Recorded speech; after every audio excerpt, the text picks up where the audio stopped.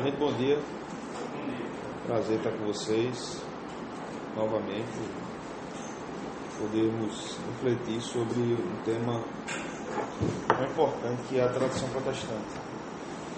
Antes de nós começarmos, eu gostaria de ler um texto bíblico que está em Colossenses capítulo 1, versículo 17. Diz assim: Ele é antes de todas as coisas, nele tudo subsiste, ou tudo se sustém.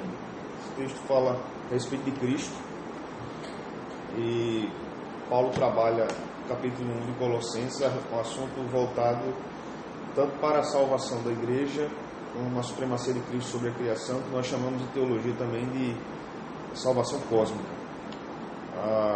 O sacrifício de Jesus alcança toda a criação, da mesma forma que a queda proporcionou um declínio em relação ao pecado a toda a criação, tanto da natureza como dos seres humanos, a salvação em Cristo também proporcionou isso. Por isso que toda a criação será redimida, será restaurada. E eu vou ter esse texto como base para tudo que a gente vai falar a respeito da reforma protestante, visto que um dos pontos da reforma, um dos solas da reforma, foi solos Cristo, ou somente Cristo. E há um significado muito importante nesse ponto da reforma, com respeito a Jesus, com respeito à igreja. Bom, nosso tema é a introdução aos princípios do pensamento protestante na vida política, econômica, científica e educacional. Quando nós tratamos a respeito do pensamento da reforma, a gente não pode incorrer no erro de que o pensamento cristão em relação à cosmovisão, partindo das Escrituras, começou a partir da reforma protestante. Geralmente há uma tendência no meio cristão, principalmente evangélico, de ignorar a tradição cristã anterior à reforma, principalmente entre os pais da igreja, os pais apostólicos, os pais da igreja, mais tarde na Idade Média, os escolásticos e tudo mais. Tudo que os reformadores pensaram é fruto de reflexões anteriores. É bem verdade que eles desenvolveram muita coisa, também aqueles que vieram após os reformadores também desenvolveram muita coisa em relação a esse assunto. Nós estamos tratando então sobre o que nós chamamos de cosmovisão. Cosmovisão é a forma que nós olhamos o mundo, é a nossa percepção de mundo. Toda cosmovisão carrega um arcabouço filosófico. Não há cosmovisão sem uma construção filosófica, seja ela acadêmica ou não. Essa construção filosófica pode ser prática, pode ser experiencial, ou pode ser construída de acordo com o raciocínio mais elaborado dentro do campo científico. Então, sabendo disso, o cristianismo não é isento também de uma cosmovisão. O cristianismo possui toda uma construção lógica, partindo da revelação de Deus, em que, durante toda a história da igreja, os teólogos procuraram sistematizar isso e entender como as Escrituras posicionam determinados assuntos dentro da fé cristã, dentro do que nós chamamos de dogmática cristã. Então, o nosso primeiro ponto será o sacerdócio de todos os crentes, para que a gente entenda sobre o pensamento protestante, tanto na política, tanto na economia, tanto na ciência, como na educação. A gente precisa compreender o que os reformadores falaram a respeito do sacerdócio de todos os crentes. Anteriormente havia um problema no seio do cristianismo, de que o sacerdócio era restrito aos clérigos. A reforma disse não, o sacerdócio é dado a todos os crentes, porque a igreja é chamada de sacerdócio real, nação santa, povo adquirido. Então, dentro desse pensamento, a vocação dos cristãos, ela se amplificou. Por exemplo, não existia na mentalidade dos reformadores o que nós chamamos hoje de secular e sagrado, no que se refere a atividades humanas. Para os reformadores, ser um professor era uma atividade sagrada, ser um pastor era uma atividade sagrada, ser um engraxate era uma atividade sagrada, ser um pescador era uma atividade sagrada, ser um construtor era uma atividade sagrada. Tudo que o homem fizesse, ele deveria fazer para a glória de Deus. Isso está baseado em 1 Coríntios 10 e 31. Quer comais, quer bebais ou façais qualquer outra coisa, o façais para a glória de Deus. Então, o sacerdócio de todos os crentes era algo, um pensamento muito caro à reforma protestante, porque dentro do pensamento da reforma, nós vamos ter um desenvolvimento depois, tanto no campo da arte, tanto no campo da história, como no campo da filosofia, das análises filosóficas. E então, com isso, se fortifica a cosmovisão da reforma, com base no que nós chamamos de 5 solas da reforma protestante. Quando a reforma levanta o tema sola escritura, que é um dos pontos da reforma, sola escritura, sola fide, solus Christus, sola gratia, sola Deo gloria. Esses são 5 solas muito importantes para a reforma protestante. O primeiro sola, referindo-se à Escritura, vai dizer que a igreja é guiada somente pela Escritura, não mais pela tradição e não mais pela autoridade suprema do Papa. Isso é muito significativo para a igreja, porque isso vai ter desdobramentos muito fortes no que se refere ao pensamento da reforma protestante. Não havia mais uma dicotomia entre natureza e graça. A reforma procurou dizer que todas as atividades que nós fazemos devem ser pautadas pelas escrituras sagradas, inclusive as atividades científicas e no campo do conhecimento humano, seja no campo social, seja no campo teológico, seja no campo religioso, seja no campo ético, seja no campo privado. As escrituras devem guiar toda a vida humana. E isso vai conviver durante um tempo, isso é muito interessante esse ponto, com o Renascimento e com a Revolução Científica. O pensamento cristão teve um impacto, causou um impacto muito grande na Revolução Científica. E é bem verdade que Deus vinha preparando a humanidade para a vinda da Reforma Protestante. Ontem, conversando com um jovem, ele me fez uma pergunta. Ele disse: a reforma, a expansão da reforma, você não acha que seria fruto do surgimento da imprensa? E se não houvesse imprensa, não haveria a expansão que houve na reforma? Veja que essa pergunta muda o eixo principal do que aconteceu na reforma protestante. É como se a reforma tivesse acontecido a partir do que estava acontecendo na imprensa, somente isso. Mas da mesma forma que nós olhamos para o início do Novo Testamento, nós vamos perceber de que havia o grego koiné que dominava na época, era uma língua instrumental do comércio. A filosofia grega já vinha contribuindo bastante a respeito do raciocínio humano e a busca da sabedoria. Nós tínhamos a Pax Romana e o acesso a todas as estradas de Roma, e isso causou um impacto muito grande no início do cristianismo, porque o apóstolo Paulo, como grande nome da igreja primitiva, tinha cidadania romana, provavelmente porque seu pai foi soldado romano. Então, por ter essa cidadania, ele tinha acesso a todas as cidades de Roma e podia transitar com liberdade, visto que a Pax Romana promovia isso, esse acesso. Então, quando nós olhamos para todo esse contexto do Novo Testamento, nós vamos ver que houve o que nós chamamos de providência divina. Deus preparou todo aquele cenário para que o cristianismo se instaurasse e para que o cristianismo crescesse e para que houvesse uma difusão em maior grau no cristianismo. Quando nós lemos, por exemplo, o Evangelho de João, no capítulo 1, no versículo 1, nós vamos ver algo pensado por João sobre o Logos.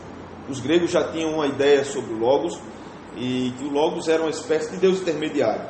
João vai usar o mesmo termo e vai dizer: não, o Logos é Cristo, o Logos é o Filho de Deus, o Logos é aquele que dá sentido à criação, o Logos é a palavra. Quando nós falamos de palavra, nós estamos trabalhando com um conceito muito importante dentro do pensamento cristão das Escrituras e dentro do pensamento reformado a partir do século XVI. Por exemplo, quando nós olhamos o Evangelho de João, nós vamos perceber 2 pontos fundamentais do Evangelho de João: o Logos e o Filho.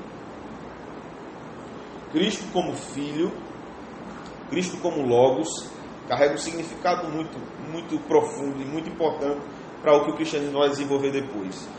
É bem verdade que eu podia trabalhar também conceitos a respeito de Jesus no Evangelho de João, como a luz, como o caminho, como a verdade. Todos esses conceitos são, à primeira vista, conceitos religiosos, mas que carregam também todo um arcabouço filosófico a respeito do que o cristianismo estava propondo. E de onde o cristianismo estava inserido, dentro do Império Romano, com uma filosofia grega aflorada, que estava em busca da verdade, estava em busca desse caminho, estava em busca da plenitude da vida. Jesus, quando então é colocado como o caminho, a verdade e a vida, nos fala de algo muito interessante com respeito também a esse conceito de logos e com respeito a esse conceito de filho. No pensamento hebraico, filho de algo, filho da desobediência, significava que alguém era aquilo de que ele era filho. Ou seja, ele tinha nele, ele carregava nele a natureza dessa denominação que ele obteve. Filho da desobediência, aquele que era desobediente. Filho do homem, aquele que era humano. Filho de Deus, Deus. Aquele que é Deus. Mas quando nós falamos a respeito de logos, nós falamos a respeito de filho, nós carregamos dois pontos muito interessantes. Primeiro sobre uma dinâmica que ocorre dentro desses dois conceitos a respeito de Jesus. Quando nós falamos de logos, nós falamos de palavra, nós falamos de discurso. Quando nós olhamos para o Gênesis, por exemplo, capítulo 1, que Deus diz, haja luz, houve luz. Há uma dinâmica ali, há uma resposta a cada ordem de Deus, a cada coisa que Deus fala e vem à existência. Há uma dinâmica, por isso que o profeta Isaías vai dizer que a palavra de Deus não volta vazia, mas sempre faz o que lhe apraz e sempre prospera para aquilo que ela foi enviada. Então, nunca há uma fala de Deus sem uma resposta daquilo que Deus disse. Seja uma resposta positiva, seja uma resposta negativa. Deus nunca fala e aquilo que é alvo da sua fala permanece do mesmo jeito. Sempre que Deus fala, há algum tipo de mudança, porque há dinâmica na palavra. O conceito de logos carrega essa mesma ideia. A dinâmica na palavra, a dinâmica no logos. O conceito de filho também carrega essa dinâmica. Nenhum filho é filho se não tiver pai, nenhum pai é pai se não tiver filho. Santo Agostinho dizia que se Cristo não fosse o Filho eterno de Deus, Deus não seria Pai eterno. E se Deus não fosse Pai eterno, e se algum dia Ele tornou-se Pai de Cristo, quer dizer que Deus sofreu mutação, e Deus não muda, Deus é imutável. Então nunca houve um período na história que Deus não foi Pai. E se nunca houve um período na história que Deus não foi Pai, nunca houve um período na história em que Ele não teve filho. Logo, Cristo é o Filho eterno de Deus. Logo, Cristo é Deus, porque Ele é eterno. Ele não foi criado. Então, com tudo isso que nós estamos percebendo, a cosmovisão cristã a respeito de Cristo e a respeito dessa dinâmica que ocorre, ela invade o pensamento cristão primitivo e posterior no segundo século da era cristã. Porque o mesmo conceito que havia do Deus encarnado, transcendente e imanente, quando a gente fala de transcendência, é aquele Deus que está acima e fora de todas as coisas. Ele é o outro. Ele é aquele totalmente outro que Karl Barth falou. Ele não é a criação. E ele não está preso à criação. Ele é o totalmente outro. Isso é a transcendência. Mas nós também temos a imanência. Ele é aquele Deus Emanuel, que o Evangelho vai dizer. O Deus conosco, o Deus presente. Então Deus é aquele que é transcendente e aquele que é imanente. É aquele que está lá e aquele que está aqui. E que está em todos os lugares, e que enche todas as coisas, como disse o profeta no Antigo Testamento. Logo, quando nós entendemos isso, esse conceito é levado também para a igreja. A igreja, que é aquele povo chamado por Deus, que adora a Deus, que busca a Deus, também tem um caráter transcendente e também tem um caráter imanente. O caráter transcendente da igreja está no que Paulo fala em Colossenses 3:1. Buscar as coisas que são de cima, não as coisas que são da terra. Paulo está dizendo que a igreja deve andar, a igreja deve andar com a cabeça no céu, mas com os pés na terra. É bem verdade que muita gente anda com a cabeça na terra e com os pés no céu. E aí acontecem muitos problemas a respeito disso. Mas o que o apóstolo Paulo está dizendo nós temos que pensar nas coisas celestiais, mas nós temos que viver palmilhando esse chão, pisando nesse chão, tocando esse chão, porque o Verbo se fez carne. Ele se tornou real, ele se tornou imanente. Quando o texto diz isso lá no Evangelho de João, o Verbo se fez carne, João está nos mostrando algo muito interessante. O Verbo tabernaculou entre nós. Ele construiu a sua tenda, construiu o seu tabernáculo entre nós. Isso fala do caráter imanente da obra de Jesus e fala também do caráter transcendente. O Verbo que estava na eternidade passada com Deus se tornou homem, construiu o seu tabernáculo entre nós, caminhou entre nós. A igreja permanece, ou melhor, foi criada nesse aspecto, surgiu nesse aspecto, desde o Antigo Testamento. Chegando no Novo Testamento, a igreja continua com esse pensamento de que ela tem um caráter transcendente e imanente. Imanente fala da presença. Quando nós falamos da presença, é algo muito interessante, porque esse conceito de Deus conosco, Deus Emmanuel, a presença da igreja está e é desenvolvida no Novo Testamento com base na encarnação do Filho. Quando Jesus sai da eternidade passada e se torna homem, encarna, a sua obra é encarnada. Nós não podemos separar a pessoa dele e a obra dele. Por isso que o apóstolo Paulo vai dizer em Romanos que o cristianismo é Cristo. O cristianismo não é um sistema religioso na sua essência inicial. Nós sabemos que existe um sistema de pensamento no cristianismo, mas a raiz do cristianismo não é um conjunto de ideias. A raiz do cristianismo é uma pessoa. É Cristo. Cristo é o centro, é o núcleo, é a raiz do cristianismo. Então, essa encarnação de Cristo é um vetor também para o trabalho da igreja. A igreja deve encarnar. Mas de que forma?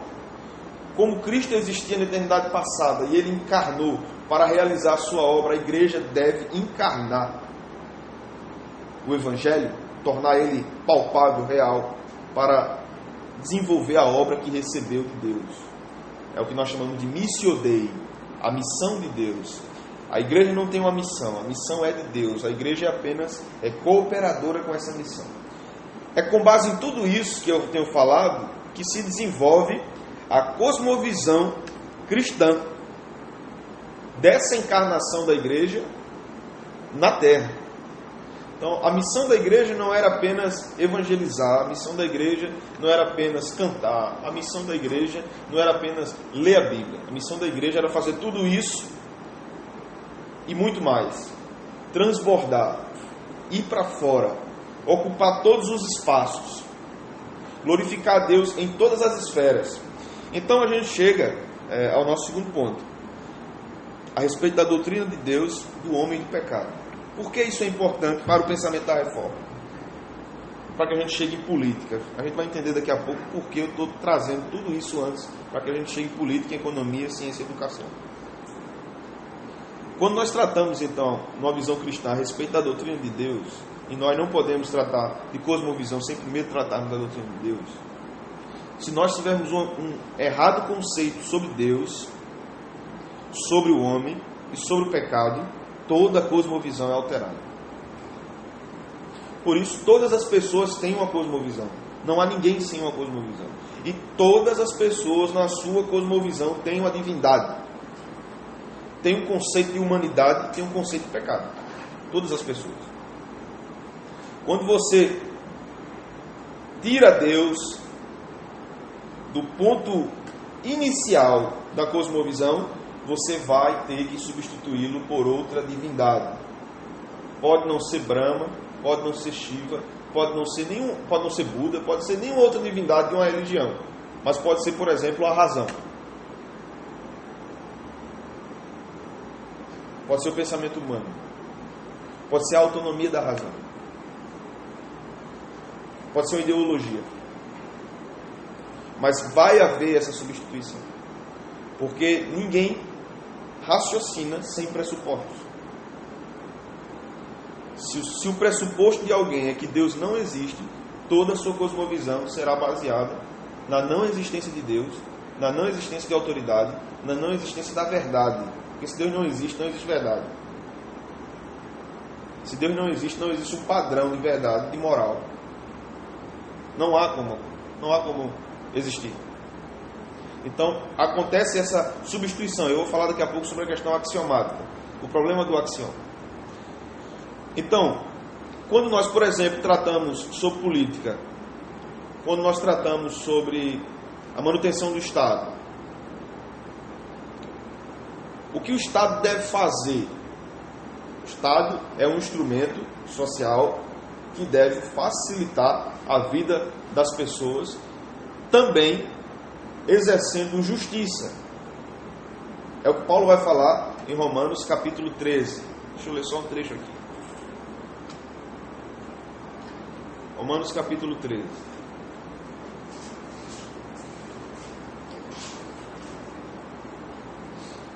Versículo de número 2. De modo que aquele que se opõe à autoridade resiste à ordenação de Deus, e aos que resistem trarão sobre si mesmos condenação. Porque os magistrados não são para temor quando fazem o bem, e sim quando fazem o mal. Queres tu não temer a autoridade, faze o bem e terás louvor dela, visto que a autoridade é ministro de Deus para teu bem. Entretanto, se fizeres o mal, teme, porque não é sem motivo que ela traz a espada, pois é ministro de Deus, vingador para castigar os que praticam o mal. Veja que, segundo o texto de Paulo, a autoridade tem duas funções interessantes. Primeiro é fazer o bem, e segundo é promover a justiça. Logo, se uma autoridade não promove o bem e não promove a justiça, ela não está em conformidade com as ordenanças de Deus. Ela não está debaixo da autoridade de Deus. Ela está indo contra a autoridade de Deus.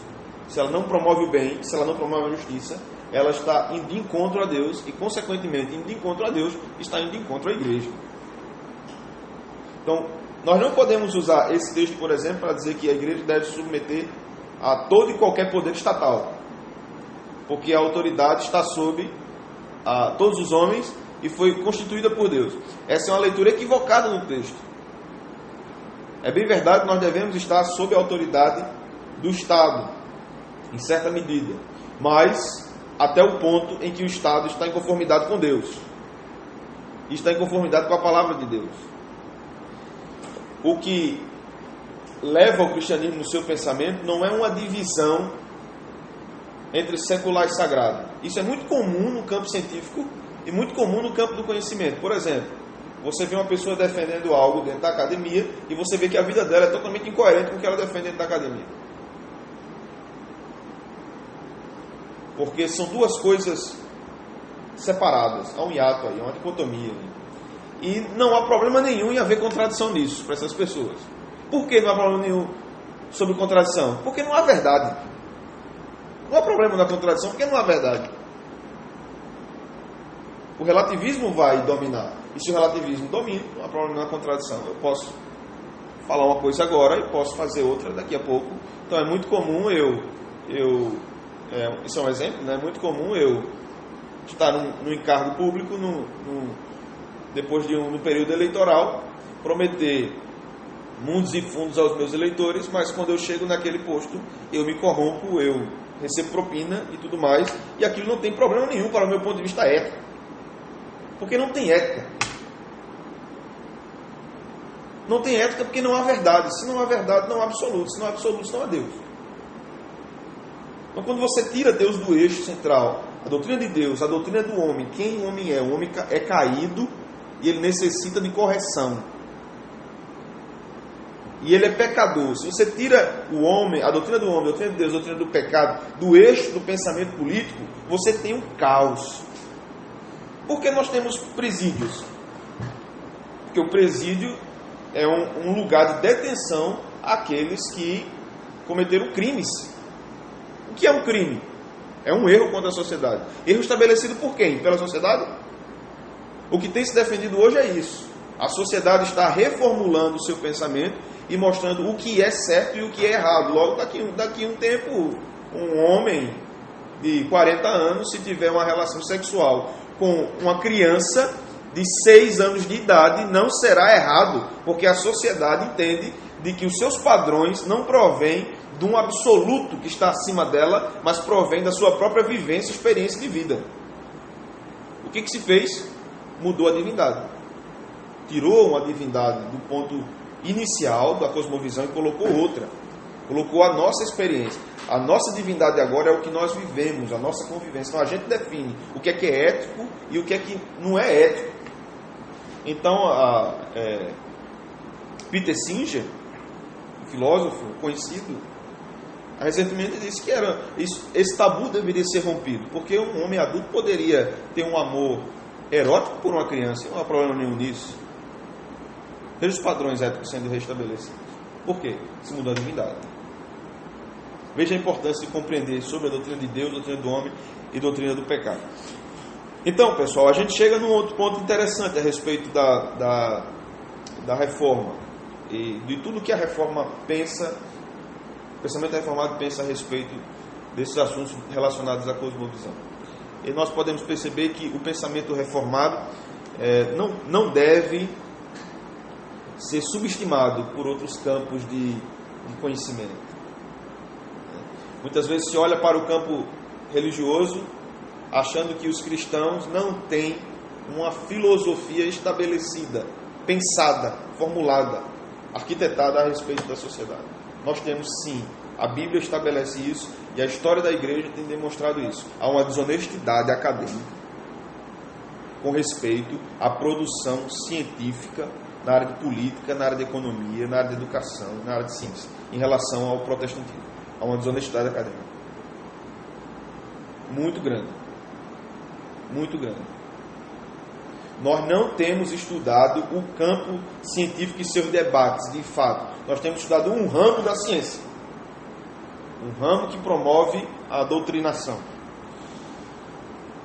Então nós chegamos até o que eu chamo de problema axiomático. E é o axioma. Nós estabelecemos aqui o axioma como ponto de partida de todo pensamento. As pressuposições vão trabalhar com base anterior desse axioma. As pressuposições são aquelas crenças que eu tenho, que me dão fundamentação para todas as minhas atitudes, tudo aquilo que eu creio, tudo aquilo que eu faço. Ninguém trabalha sem pressuposição. Ninguém faz um cálculo matemático sem pressuposição. Ninguém faz ciência sem pressuposição. Como você vai fazer sem pressuposição? Então você está fazendo ciência sem nenhum objetivo. Ninguém pode fazer ciência sem nenhum objetivo. Você não vai fazer uma pesquisa sem um objetivo. Ainda que o objetivo que você encontre seja outro. Mas você teve um pressuposto para fazer a pesquisa. É necessário ter esse pressuposto, ter o recorte para estabelecer uma direção para a pesquisa. Então, quando nós tratamos sobre o problema axiomático, nós temos algo bem interessante. Dentro de uma estrutura axiomática, nós temos a ontologia e a epistemologia. A ontologia, nós sabemos, se refere à metafísica e tudo que nós falamos a respeito do ser, daquilo que é.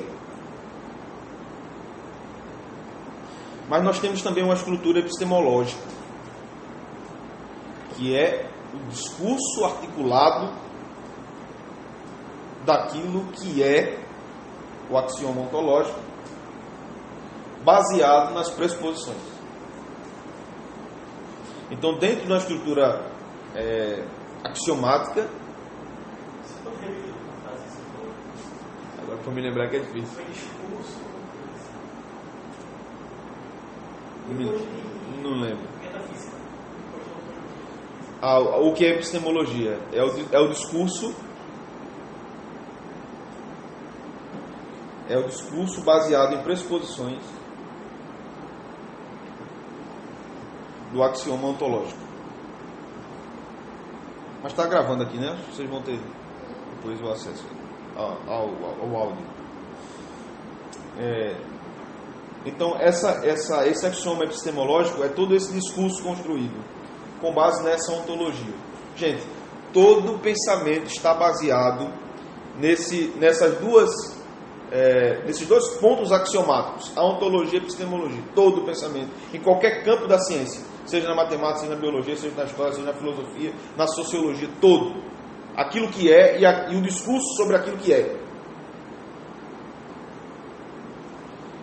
Qual é o problema em relação a isso no campo filosófico em relação ao cristianismo?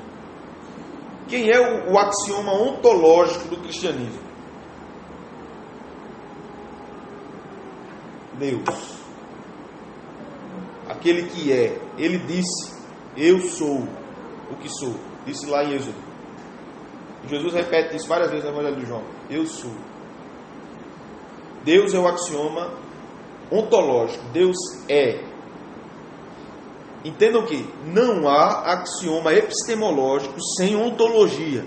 Porque senão a epistemologia não tem sobre o que discursar. É necessário ter o ontos para que a gente tenha episteme. Eu não posso falar sobre o nada. Como é que eu vou falar sobre o nada se o nada não existe? Não vou ter o que falar sobre o nada. Eu tenho que ter algo para falar. Eu tenho que ter esse conceito metafísico. Eu tenho que ter o ontos para falar. Então Deus é esse axioma ontológico. Quando eu digo que Deus não existe, ou que Deus não é necessário, necessariamente eu tenho que substituir o axioma. Eu tenho que substituir o axioma. Se eu digo Deus não existe, porque Deus não pode ser explicado racionalmente, entra todas aquelas questões filosóficas a respeito da existência de Deus. Mas se eu tiro Deus daí, eu vou colocar alguma coisa. Geralmente, no campo científico é a razão. Eu tiro Deus e digo que o ontos não é Deus e a razão é Deus. Diviniza a razão. Aí nós chamamos isso de autonomia da razão. Então, quando eu digo isso, automaticamente eu vou ter que alterar o axioma epistemológico. Porque qual é o axioma epistemológico para o cristianismo? Ora, se o ontológico é Deus, o epistemológico obrigatoriamente tem que ser a revelação de Deus. E ninguém pode falar a respeito de Deus, porque ninguém é transcendente como Deus.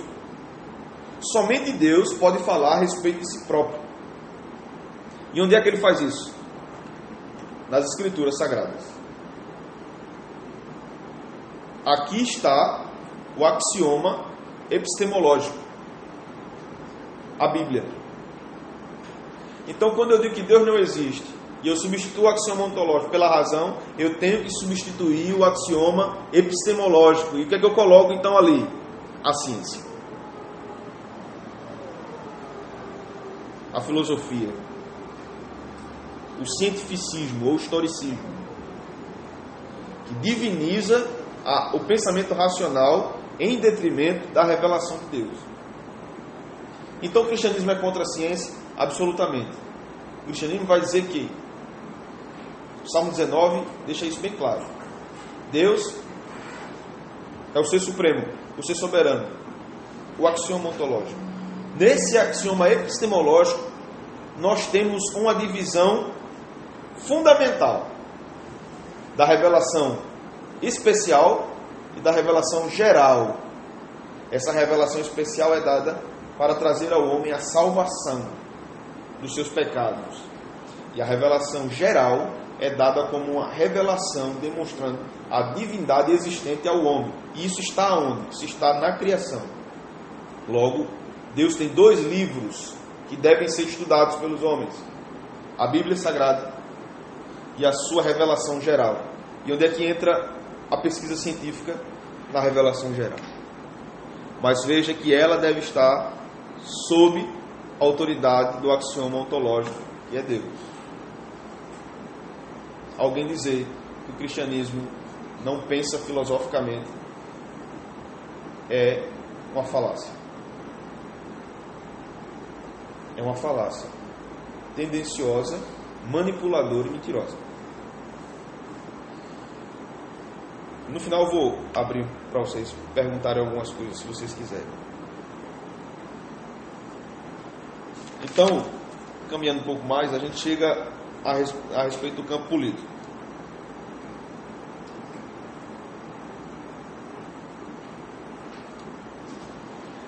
A revelação de Deus vai demonstrar 3 pontos fundamentais que eu queria trabalhar. Autoridade, verdade e constatação. E é bem verdade, bem interessante que, à medida que eu estou tratando sobre isso, eu também já estou falando a respeito de como a reforma pensa no campo da ciência. Quando eu estou falando a respeito do raciocínio, da filosofia, dessa construção axiomática, automaticamente eu já estou trabalhando no campo científico. Então, quando eu coloco esses 3 pontos, autoridade, verdade e constatação, são 3 pontos também que a ciência trabalha com eles. A pesquisa trabalha com isso. Eu trabalho com fontes de autoridade na minha pesquisa, os autores que eu leio, os pesquisadores que eu busco. Eu trabalho em busca da verdade, ninguém vai pesquisar em busca da mentira. Eu vou pesquisar em busca da verdade. E essa busca vai me fazer constatar alguma coisa. Tem que ter pelo menos uma hipótese. Não é? A revelação de Deus também trabalha com isso. A autoridade é Deus, a verdade está nas Escrituras, está em Jesus, e a constatação dessa verdade está na providência de Deus que opera no mundo e na condução histórica, macro-histórica e micro-histórica, do Gênesis ao Apocalipse. Então, quando a gente chega no campo político, 3 coisas são fundamentais para entender o pensamento da reforma sobre a política. O primeiro é o conceito antropológico, o segundo, o conceito teontológico, e o terceiro, o conceito escatológico. Quando nós falamos do conceito antropológico, para entendermos de fato o que a Bíblia diz, o que o cristianismo pensa sobre política, nós temos que entender o que é o homem. O que é o homem? Quem é o homem? O homem é constituído de quê? O homem é bom? Como diziam filósofos antigos, que nós somos obrigados a ler. Será que ele é uma tábua rasa? E ele vai piorando? Ele é produto do meio? Tente ficar isolado numa ilha, sozinho, sem ter nenhum pensamento ruim, durante 10 anos.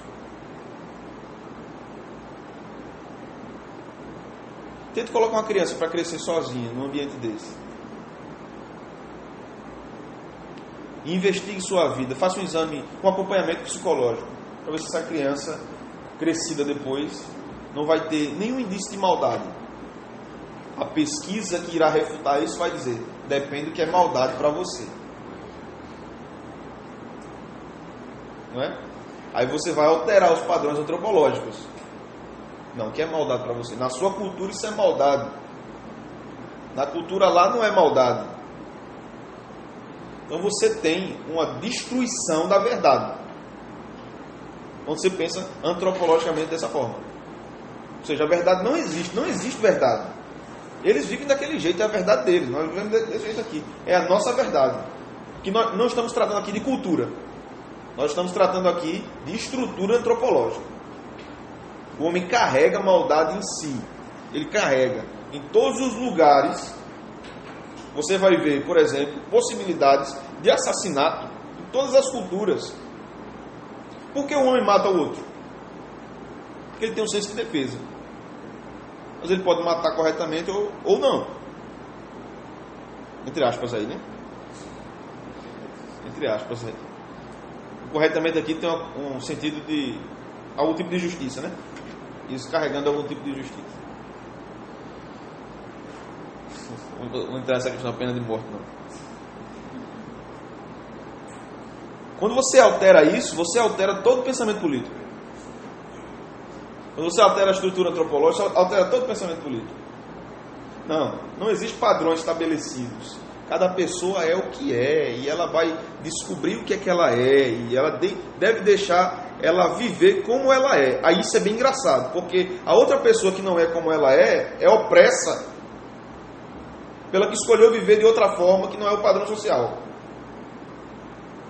Aí minorias começam a tomar proporções maiores no seu discurso de megafone, oprimindo a maioria, dizendo que não, a nossa forma de viver está sendo oprimida por vocês, e vocês é que têm que viver como nós vivemos e aceitar o que nós dizemos.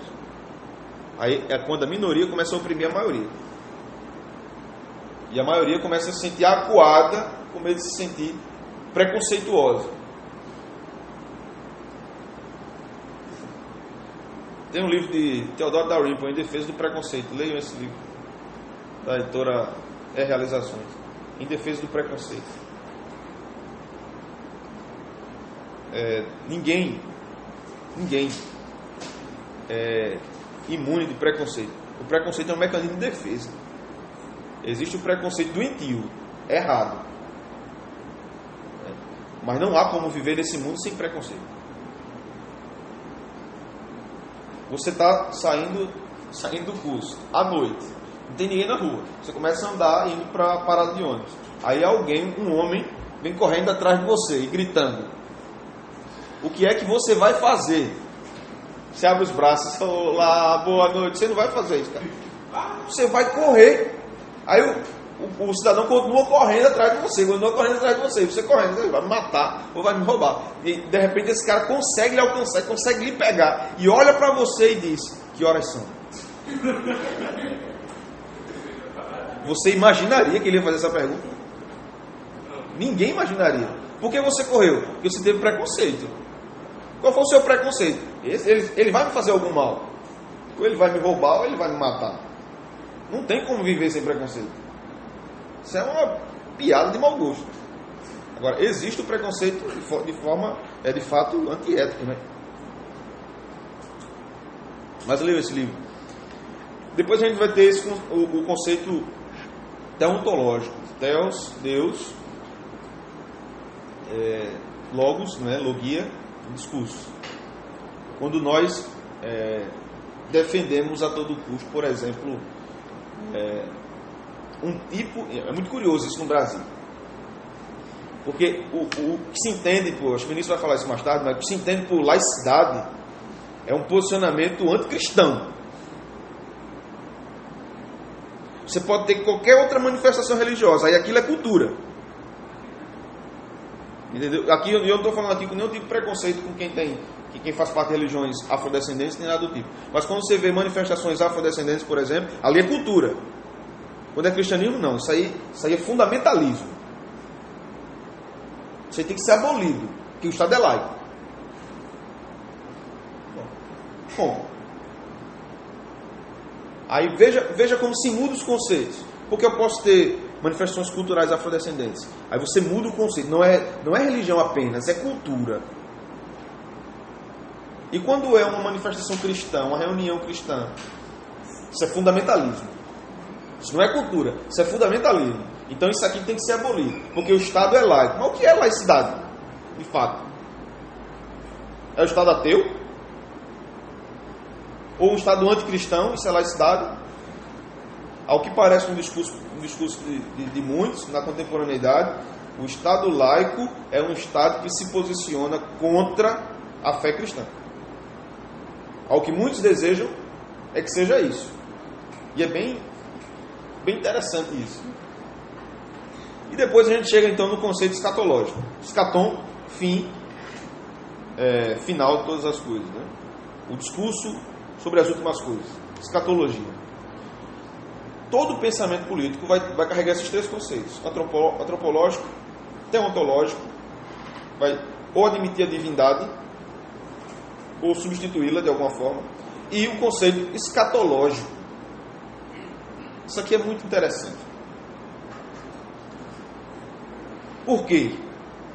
Porque todo pensamento político funciona com bases estruturadas pela revelação, admitindo-a ou substituindo-a. Quando nós falamos de escatologia, o que é que o cristianismo diz? O cristianismo diz que nós estamos vivendo aqui, fomos salvos dos nossos pecados, e Deus deseja que nós vivamos de forma a agradá-lo nesse mundo, honrando e glorificando na nossa vida em família, na nossa vida religiosa, na nossa vida no campo profissional, nos estudos. Deus deseja que nós o agrademos, mas o fim não está aqui, o fim não somos nós mesmos, o fim está além. Deus virá e levará o seu povo para um estado último de eternidade, perfeito, sem pecado, sem mancha, sem tristeza, sem angústia, sem nada de mal, onde o pecado não habite mais, como era no início. O cristianismo diz isso. O que é que muitas correntes políticas vão dizer? Não, paraíso pode ser aqui.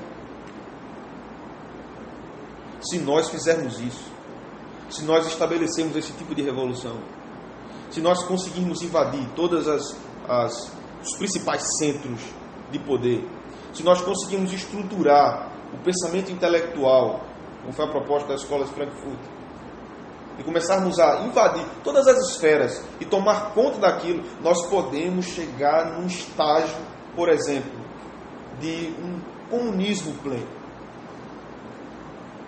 onde todas as pessoas serão e viverão de forma igualitária. Então, quando se estabelece esse pensamento escatológico, o que é que se vai dizer? É injusto uma pessoa ter um carro de determinada marca e outro andar de bicicleta. Não pode. Por quê? Um é tão rico, outro é tão pobre. Por que um tem mais e outro tem menos? Isso não existe. A gente tem que lutar por essa igualdade plena. Será que a Bíblia está dizendo isso? Quando fala de escatologia. Veja que o conceito escatológico é presente no pensamento político, mas ele é alterado. Abra sua Bíblia comigo, por favor, em Êxodo, capítulo 20.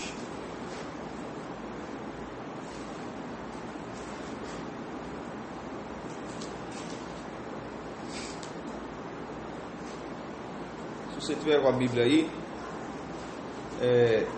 versículos 15, 16 e 17. Versículo 15 vai dizer: não furtarás.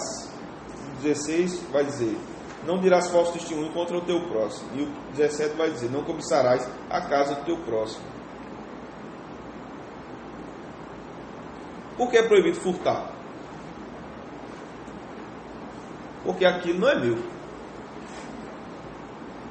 Aquilo é do outro.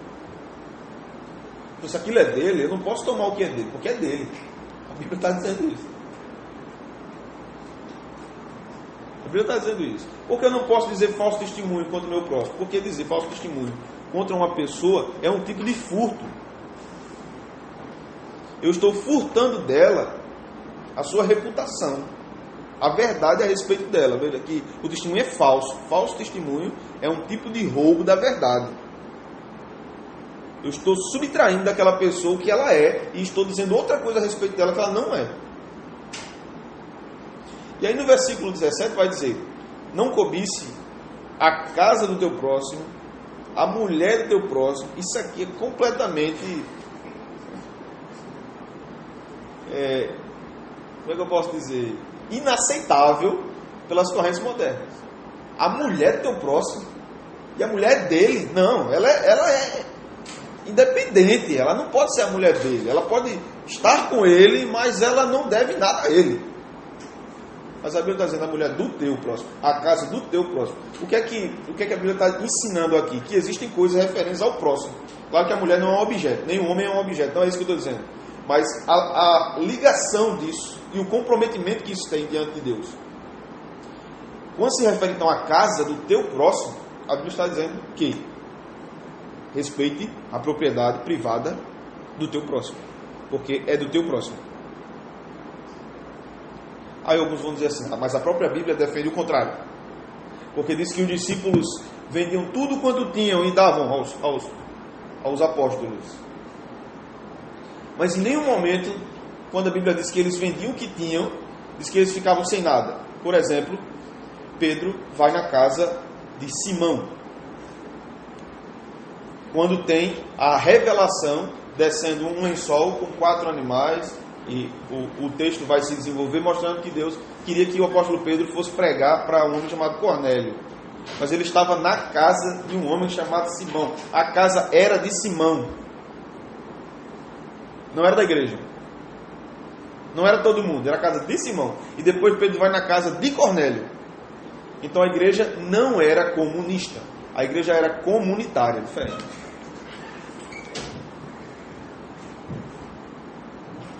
igreja era comunitária. O cristianismo, e é importante falar isso quando a gente trata a respeito de política e de economia também, né, que a gente já está entrando no campo mais econômico. O cristianismo possui uma teologia para o pobre, riquíssima. No Antigo Testamento nós tínhamos, por exemplo, a lei da respigadura. O que é que dizia a lei da respigadura? O que caía das árvores, o dono da lavoura não podia apanhar, aquilo ficava para o pobre. O pobre passava lá e pegava. Nós tínhamos leis como ano do jubileu, períodos sabáticos, em que pessoas que tinham dado terras suas com pagamento de dívida eram ressarcidos com aquilo ali. Então a Bíblia sempre se preocupou com o pobre. Um pensamento cristão que não se preocupa com o pobre é anticristão. É anticristão. Mas a Bíblia nunca disse que o Evangelho é cuidar do pobre. O Evangelho é a mensagem dada por Deus para a salvação dos homens, pobres ou ricos, pretos ou brancos, judeus ou gregos. Não há separação nesse aspecto. Jesus veio para morrer por todos. Mas em nenhum momento a Bíblia diz que os pobres seriam minados da terra, que nunca mais haveria, todo mundo viveria de forma igualitária. Em nenhum momento a Bíblia diz isso. Em nenhum momento a Bíblia diz isso. O apóstolo Paulo, quando é enviado em uma de suas viagens missionárias, a igreja diz a ele: não esqueça dos pobres. Jesus disse: os pobres vocês sempre terão com vocês. É claro que é parte da missão da igreja pensar no pobre. Parte da missão do cristianismo, pensar no pobre e minorar a sua pobreza. O cristianismo não quer oprimir o pobre. Não defende isso. Não defende isso. Agora, defender um tipo de filosofia ideológica que a Bíblia não defende, nós não podemos. O cristianismo tem um pensamento formado sobre isso. E não é construção de um teólogo, é construção das Escrituras. É a própria Bíblia que ensina isso. Não furtarás a casa do teu próximo, quer dizer que o teu próximo é uma casa. Propriedade privada. Hã? Como? Parece um grupo que eu conheço aí. Não, tem uma terra ali. Tem uma terra ali, não é terra de ninguém, não é nossa. Tipo, não. Como? Não é nossa. Não é nossa. Né? Isso é anticristão. Né? Parece um senso de justiça, né? Não sei o que e tal. Não pode ter opressão, então se eu não tenho passagem eu vou pular a catraca do ônibus. Isso é justiça. Isso quase não acontece em universidades. Quase não acontece. Tem passagem, não pula. Todo mundo é igual aqui. Interessante, né? Se essa pessoa pula a catraca aí tira do bolso o iPhone. Aí senta. Aí chega alguém e pega o iPhone, né? Bora, passa. Não é meu, não é seu, é nosso, é meu agora. Porque todo mundo é igual, né? Então eu posso ter um iPhone, então. Como você tem um iPhone e eu não tenho? Então, você seguir essa... Vou botar até o nome. Seguir essa linha de pensamento, vestindo John e telefonando com o iPhone, é muito fácil.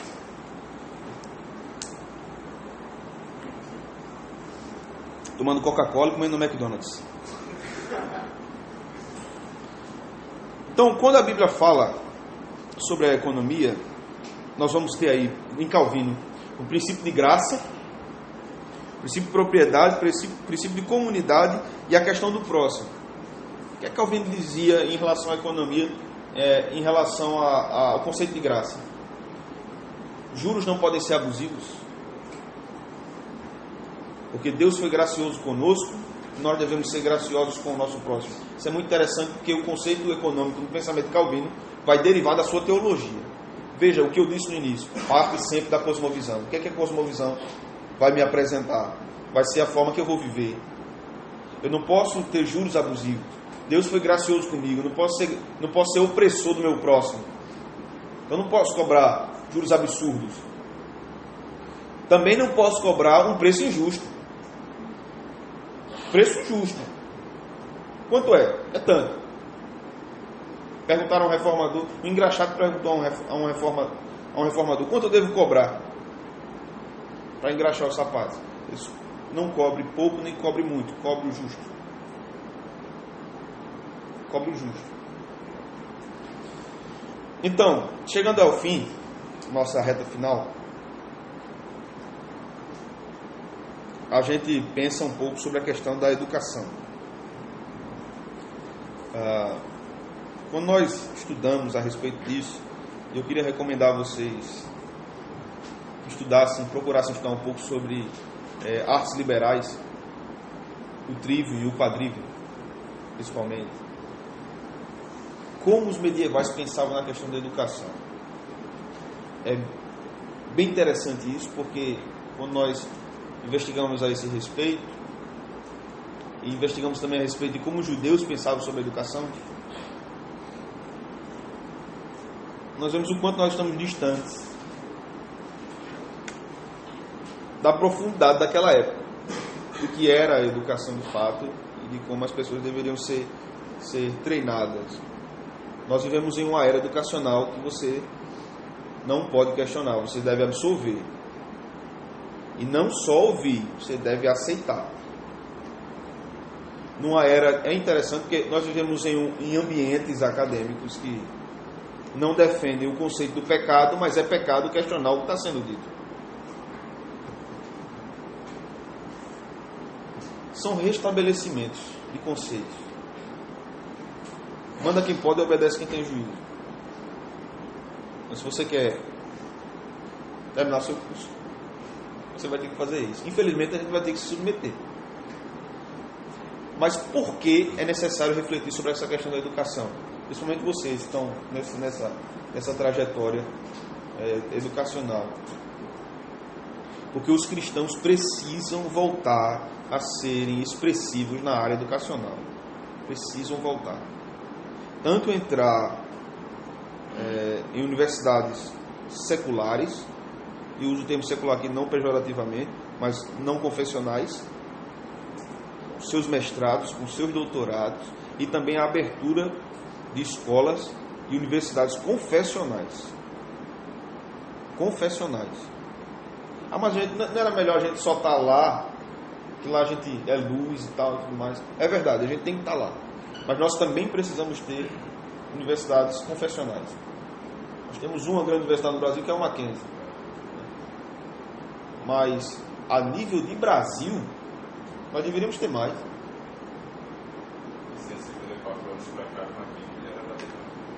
Mas, quando nós observamos a história do protestantismo brasileiro, nós vamos ver que houve um investimento grande por parte de denominações históricas na área da educação.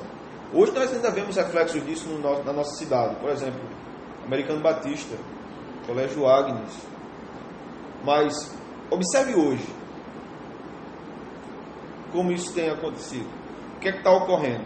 Dentro de colégios antigamente confessionais, nós temos o verdadeiro mundanismo.